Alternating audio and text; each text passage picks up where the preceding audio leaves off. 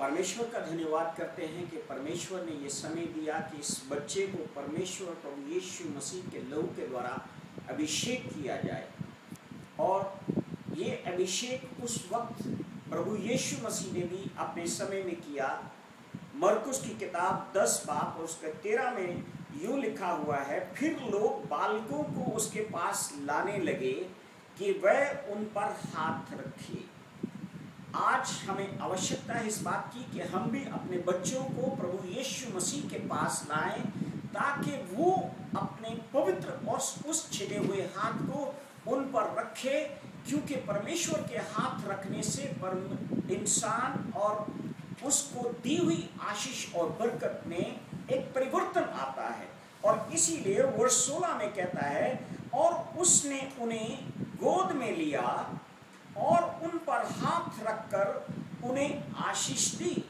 आज परमेश्वर चाहता है कि हम जब इस संसार में चलते हैं और संसार की सारी उन बातों में परमेश्वर मुझसे और आपसे ये चाहता है कि ये आशीष और बरकत जो प्रभु यीशु मसीह के द्वारा पवित्र आत्मा के अभिषेक में, पवित्र आत्मा के अनुग्रह में हमारे घरों में परमेश्वर ने एक बच्चे के रूप में दी है, वो उन्हें अपने गोद में ले और उस पर हाथ रखे।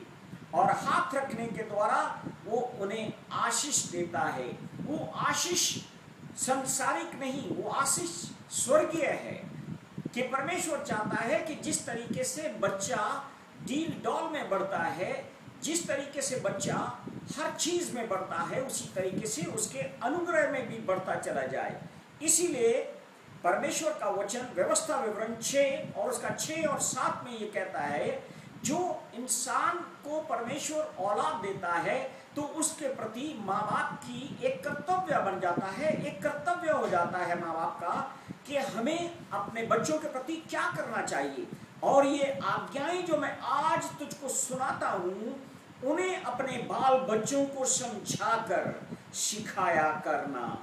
समझाकर अर्थात प्यार से उनको हर बात में समझाना और उन्हें सिखाना। और घर में बैठे, मार्ग पर चलते, लेटते, उठते इनकी चर्चा किया करना। ये माँ बाप का कर्तव्य है।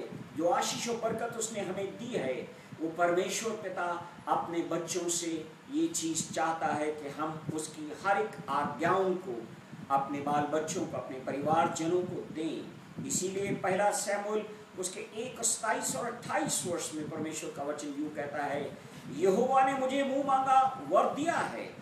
वर्ष 28 में वो कहता है कि ये अपने जीवन भर यहोवा की ही का बना रहे।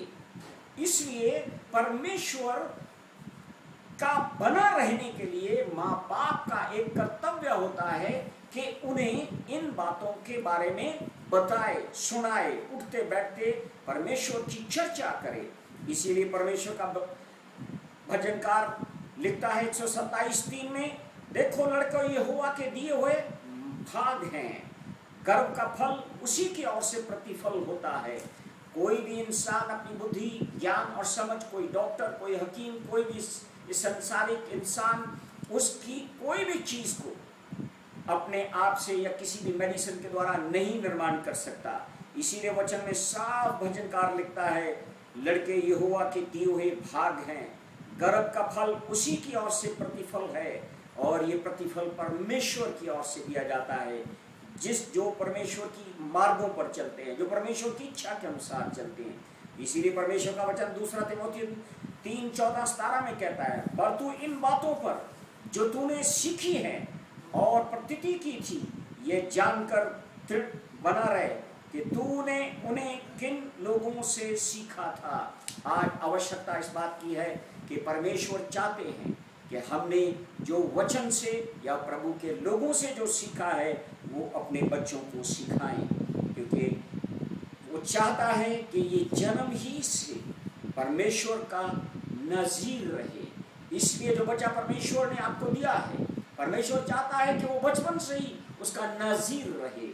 और वो नजीर इसी तरीके से बन सकता है कि बालक बढ़ता चला गया और ये बढ़ता चला जाएगा और यहोवा इसको दिन प्रतिदिन आशीष देता रहेगा। ये उसकी आशीष और बरकत में बढ़ता चला जाएगा। क्योंकि परमेश्वर ने ये दिया है और परमेश्वर ही इसका रक्षक है, और जिसकी ओर परमेश्वर है उसका विरोधी कोई नहीं हो सकता। परमेश्वर के स्वर्गदूत इसे चारों तरफ से घेरे रहेंगे, परमेश्वर का सामर्थी हाथ इसके उसे थामे रखेगा, इसे हर चीज में चलने उठने बैठने में इसकी मदद और सहायता करेगा। परमेश्वर आपको और आपके परिवार को, आपको और आपके बच्चों को, आपको और आपकी इस सभा को आशीष और बरकत दे, यीशु मसीह के नाम से, आमीन।